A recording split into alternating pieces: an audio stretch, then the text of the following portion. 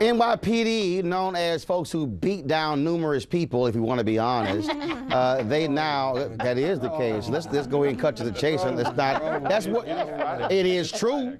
Largest police force in the country. They paid out millions of dollars to settle cases involving cops using excessive force. We saw Eric Garner's arrest last year led to his death. We saw James Blake, a brother standing outside a hotel waiting for his ride, and the cop runs up and just tackles him for no reason, thinking he somehow was involved in a crime. Really? Well, now NYPD, they've announced a new program to document every physical encounter officers have with citizens and also to better train officers. The announcement dropped a couple of days ago, and it came down from the NYPD Inspector General Philip Nuri, who released a scathing report about how the department, quote, failed to meet its fundamental obligation to police itself.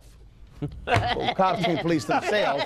The report went on to say that in some cases the NYPD actively escalated situations with members of the public and missed opportunities to de-escalate. Absolutely. Joining us via FaceTime, Tamika Mallory. She's one of the organizers of the New York Justice League. She's getting trapped by all the rain on the East Coast, so she joins us from the car. Tamika, how you doing? I'm doing well. Thank you for having me on. And of course, we got our panel here. We got Lauren, Scott, Joia, and Jason as well. So, Tamika, this is an issue that the New York Justice League has been demanding for quite some time. The NYPD said they've been studying this for a year, and so now the big piece is if another officer sees it, they have to report it themselves, or they risk being penalized or even fired for not reporting excessive force. Yeah, so I think the two things that we're looking at here, one is data. That has been a major issue that reform groups have been calling for all over the country, that we need to have more data. And so the reporting is very necessary in order for us to be able to determine what we already know, which is that abuse is rampant in the NYPD and other police forces, again, across the country.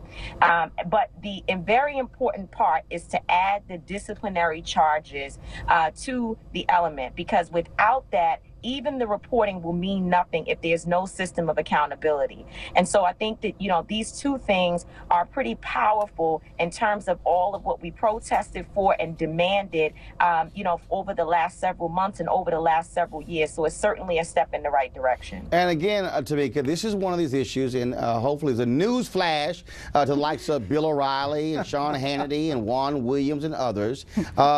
Just like we talked about criminal justice reform bill, the reality is we would not be at this point. We would not be here if activists like yourself and others involved in the Black Lives Matter movement were not driving this point home. That's what put the pressure on Bratton and the NYPD to actually do this.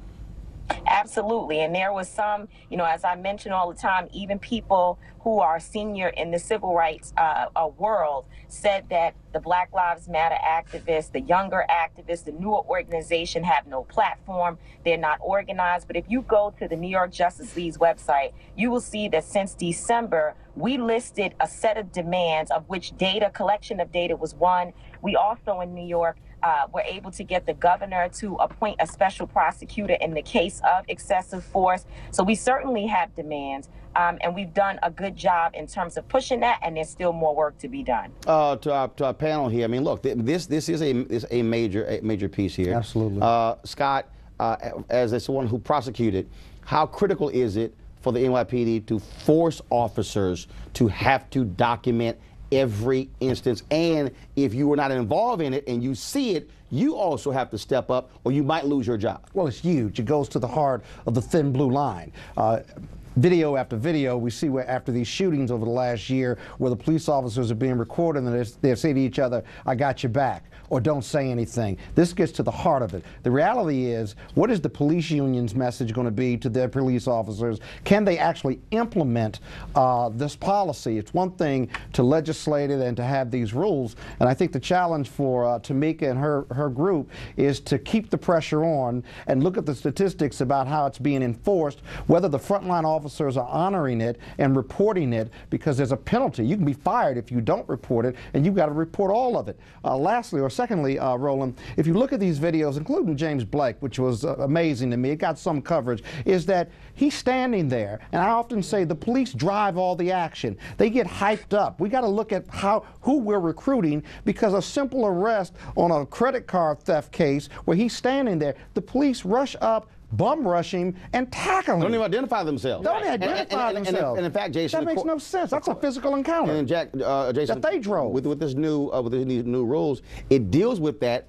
Again, where cops are initiating these issues. Well, but I think what's also key, and again, congratulations to your organization, again, for everyone who criticizes Black Lives Matter. Amazing what a leaderless group manages to accomplish out there, you know, when people are really organized on a regular basis. But I think one of the other things about this that's really key is this idea of not just holding the other cops accountable, but that is also a precedent for all these arguments about body cameras. Because people say, oh, body cameras will change things. Not if you're not held accountable for lying about it. Not if you're not held accountable for lying about the very tape. We saw that in Cincinnati, where you have other officers lying even though the tape says otherwise. So I think this really sets a precedent for the rest of the country. Not only can you not lie, you will be held accountable, and anyone else who tries to have your back is in trouble too. That's right. Well, we knew with the stop and frisk statistics for 10 years that the New York City Police Department was violating the Fourth Amendment rights of New Yorkers. And as somebody with a lot of cops in my family, I want to get back to what Roland said about how Tamika and these groups have done so well. I mean,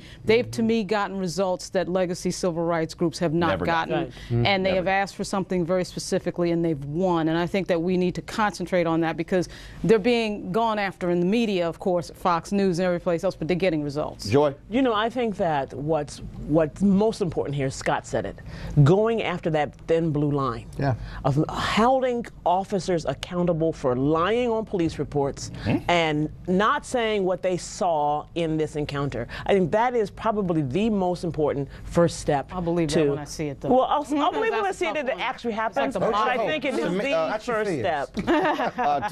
Tamika, do you believe that this, as Jason said, will serve as a blueprint for other police departments and also for other activists to demand of other police departments to implement this exact same thing? Now that the largest police department in the country with 35,000 officers, they are doing this. Certainly, and you know, New York is the leader in many areas, and so we are hoping that other police departments look at this and pick it up. And although New York Justice League has New York in its name, we did a lot of work nationally and will continue to do that, because we know that New York is not alone in dealing with the issue of excessive force and abuse of people of color. And so we do hope that other states and cities will pick up this type of transformation. But at the same time, we need to make sure, and I heard one of the panelists say, that it actually is done properly, because that is a whole different set of issues, is making sure that it's implemented properly and that it is carried out in a way that holds people accountable. All right, Tamika, hurry up, get to D.C., get off that road, all the rain is going on. Thanks a bunch, we appreciate it. Thanks for having me. Have a good day. All right, folks, coming up, we preview the Triumph Awards airing on TV One. Of course, Tyrese, T.I., Wanda Sykes, Reverend Sharpton, and others. Also, Wesley Snipes is starring in the new NBC series The Player. Somebody ever call you that, Jason? No. Nope. No. The term is player. No. Player. No. The show is called The Player. This is a black network. The show is called The Player. This is News 1 Now, TV One.